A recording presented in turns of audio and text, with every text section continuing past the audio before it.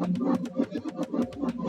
evening, everybody. We got here a 1v1 pro game once again, and let's get right into it as this is a unique map, and I do want to talk about that a little bit. So, right off the bat, we do have JorDan playing as the Khmer in the blue, and his enemy to the south is going to be Villese, and he's playing as the Mongols. Two top-tier late-age civilizations, so both, of course, can get those early starts, can get that quick feudal age, quick castle age for both of them, but really get into the powerhouse units late into the game with the elephants of Khmer and, of course, the Mangudai of Mongols.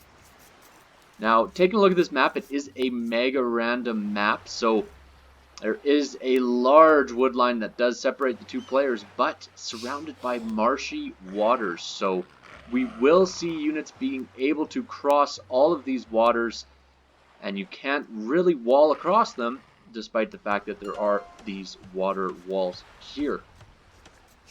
So each player will be open apart from their initial walls, and there will always be a possibility for boats sneaking in from the back if you get up to Galleon. Of course, that will be able to range town centers as well.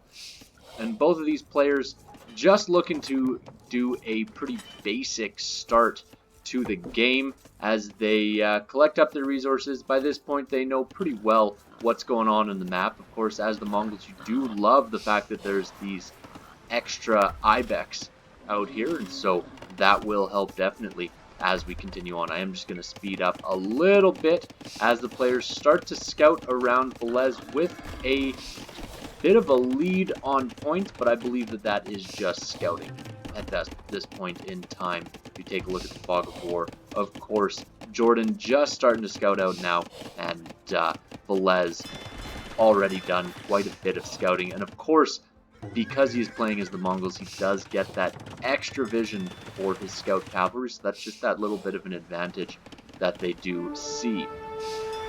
Now the scouts are battling it out. I will slow down just a little bit in case we do see anything entertaining, but they decide, let's just split off. Not really worth it this early on to risk it, and Villese knows he's going to lose it, so he runs away, doesn't go for any of the high ground cover or anything such as that. Taking a look at the maps, we do see quite a bit of stone strewn about on either side. You get these 3 extra stone piles on top of what typically would be on a map, and then we do get a little bit of extra gold each as well. So a few extra resources, obviously lots of wood that does go through the middle, so that will cause a little bit of a barrier, but as mentioned, anything can go run along these shallows and sneak up on the enemy. So Villese, of course, already fishing. The fishing, while there is some deep sea fish, some salmon out here, there's not too much of it, so it's not going to be a huge water battle. Obviously, water is always important to get that little bit of a food boost, but it's not as vital for this map in particular. And as you can see, Villese with a big villager count, but that is just because he's got these 4 fishing ships, so that gives him that jump up. And we do see that JorDan has opted not to get loom prior to clicking up to the feudal age, so that does give him an extra villager, but it does leave his villagers just that little bit weaker should there be any advancement through. Of course, with the walls, that is protected quite a bit, but this mill will kind of negate that because he had to delete one of the walls in order to build that mill up. As of now, nothing too crazy going on. We do see another dock from Villese, so we will see a little bit of dock aggression. I think that at this point in time, Villese feels that fish are going to be important, and he also feels that getting water control and being able to hit from the back is going to be very vital. So he's going to be pushing for that control as much as possible. Doesn't see this fish. That's a bit unlucky on his part. But of course, both are on their way up to the next age, and JorDan playing as the Khmer, he is going to be the first one up, and they do decide to battle it out. Of course, Scout Cavalry versus Scout Cavalry. Khmer cavalry wins. He was in the feudal age, so that does give him that big advantage. And being the Khmer, he doesn't need any of the buildings to get up to the next age, so he is already clicked up to castle age before the Mongol player has even reached feudal. So that is a beautiful move for the Khmer. That's something that is such a powerful civilization bonus, is just how quickly you can up to the next age where you don't have to worry about those buildings. Of course, with that, he doesn't have any of those buildings should there be feudal age pressure, but he knows he is probably all good because of these walls. So he's a little bit safe for now. As still not yet clicked up for the Mongol player. We do have a stable being dropped here, and I do not believe there's been another feudal age building yet, so we'll need another feudal age building before the click up can even happen. And deciding to just wall in wherever possible at this point in time.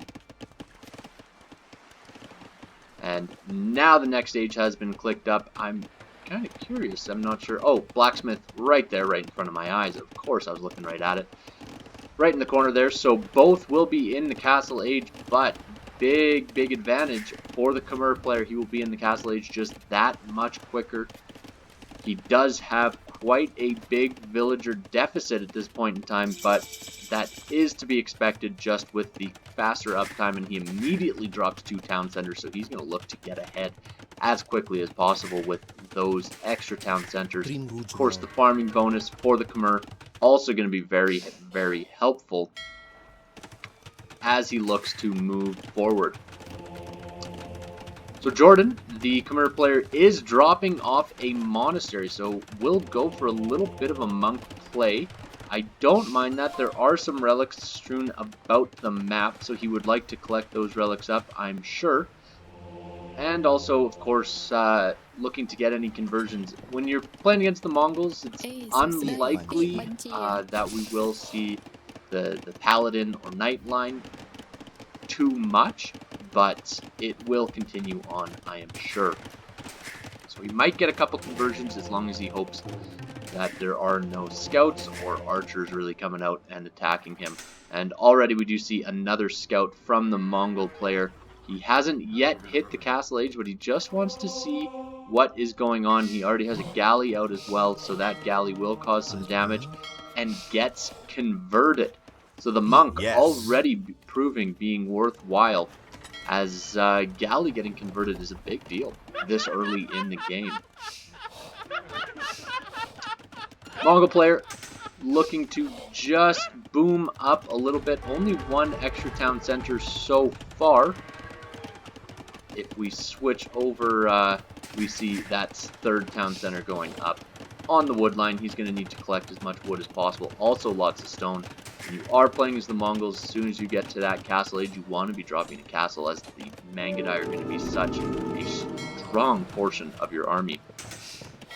This galley does make it away from the monk in time. It got a couple of hits off, but that can be healed up immediately by that monk's friend, so that shouldn't be a concern. They will now come over and go for that little bit of a scout conversion. If they can get it, that's great.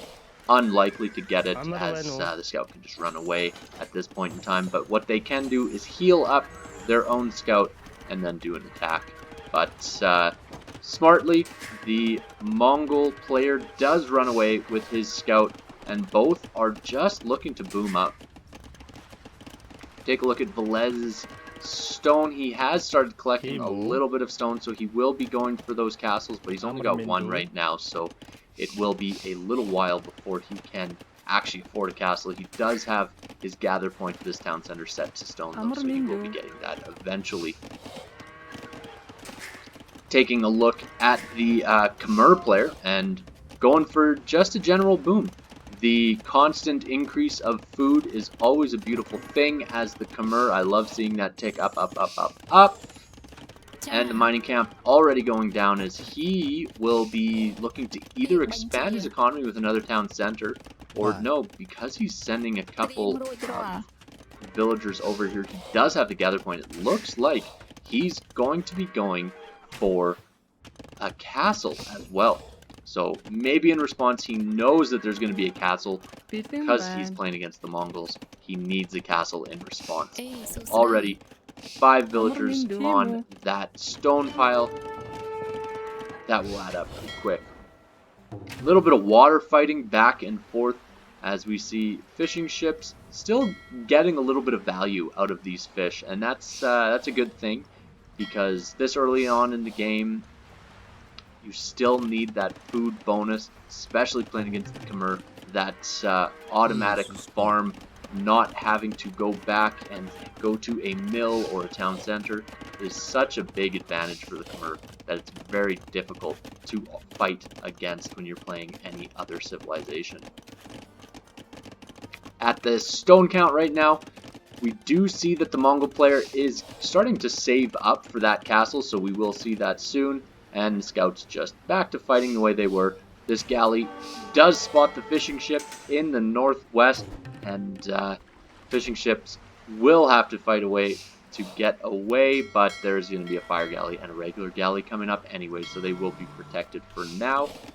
Still no dock up for JorDan, but as I say that, he drops one right there, so he will be able to get upgrades on his docks, and that'll give him a big advantage as these scouts just running around for now, getting a few extra hits here and there, but we do have a monk coming up, so that monk will be able to either convert or heal up the scout cavalry of Villese. Stone miners, quite a few stone miners actually. This makes me think there's not going to be another TC drop. Instead, it's going to be a castle for sure, as we do see 235 stone already saved up, and that will be enough for a town center, but looks like he's going to be going for a castle instead, as he has clicked to the Imperial Age, so he might be going for a little bit of a Imperial boost. Of course, Trebuchet is so strong against Castle Age units, so he is going to look for a little bit of an advantage there, as we see a 4th town center for the Mongol player. I believe only 3 town centers for now for JorDan, just 1, 2, 3. But he will be dropping a castle. Likely we'll see trebuchets coming out of that.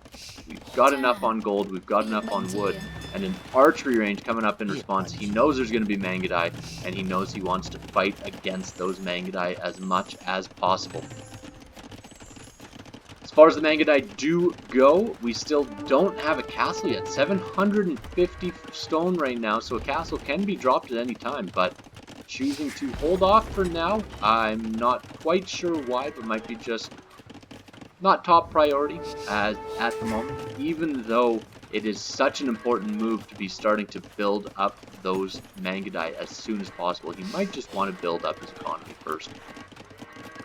Very strong economies for both of the players, as we do see a lot of farms for both players, and we do see bit of engagements on the water. Water's never going to be the focus, but the one problem with this map is if you fully lose water and allow your enemy to make galleons, that does give a huge advantage to the enemy, and that can make or break the whole game.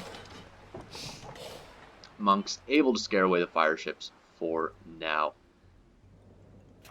And we do see War Galley coming in for Villese, so he will go for a little bit more on water. He does want to have that presence if possible, but still no castle. I'm very surprised by that, just because of the fact that he is playing as the Mongols, and the Khmer player already dropping a castle up forward, and that castle is an Imperial Age castle. And just a second, instead of going for a trebuchet, he's going for a Ballista elephant. The Ballista elephant can cut right through all these trees.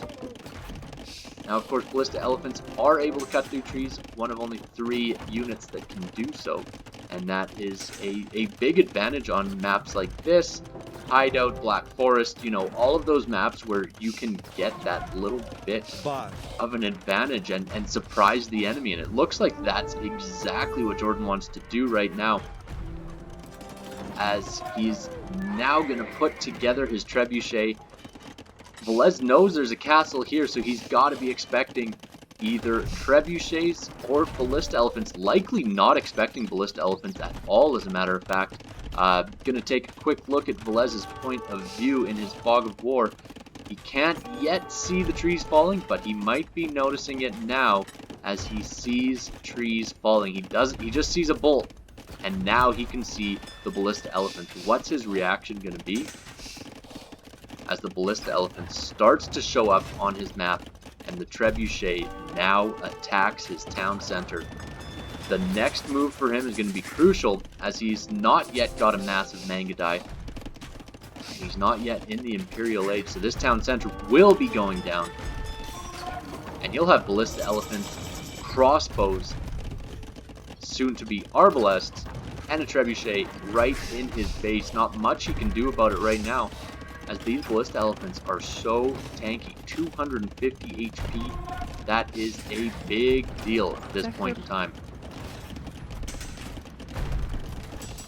The funny thing though, with the Mangadai, because ballista elephants are technically considered to be, a little bit of a mistake there running underneath the castle with the arbalests, but got a couple villager kills.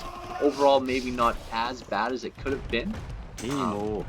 But the one thing about Mangadai is because ballista elephants are siege units, the Mangadai actually have a big bonus against them. And this converted ballista elephant, being a champ, holding off that little gap in the woods, making sure that those arbalests are kept busy. But with 4 more arbs coming through, that ballista elephant is going to be falling down pretty quick. We see a water battle here. The water battle will go to Villese, but the land battle is definitely not in his favor, as these are regular Mangadai right now. He is getting the upgrades required,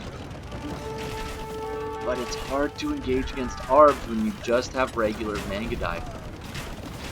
They do have the higher HP, but Arbalest is just so strong that that range and the ability to build so many through the archery ranges. Tons and tons of villagers falling down for the Mongol player, and he's lost half of his economy right now. He only has access to wood right here, and that's going to be a big deal as we continue on, as his farms are now getting lost, and this might be the end right now for the Mongol player. Just one castle, making Mangadai, and that is not enough to fight against the multiple archery ranges that are building Arbalest right now, and lots of ballista elephants too. We see multiple castles, we see a stable, we're going to see upgrades there. And this town center now going down as well. 2 trebuchets and 21 arbalests, with reinforcements coming in the form of ballista elephants. These 8 Mangadai cannot engage against this army yet, so that is gonna be huge. Luckily there's another castle up, so that will double the production of Mangadai, but they still are not elite. Not yet, at least. Mangadai, of course, 6+4 attack, 4+3 range. That is a little bit less than the Arbalests have right now, so they need to get the upgrades required.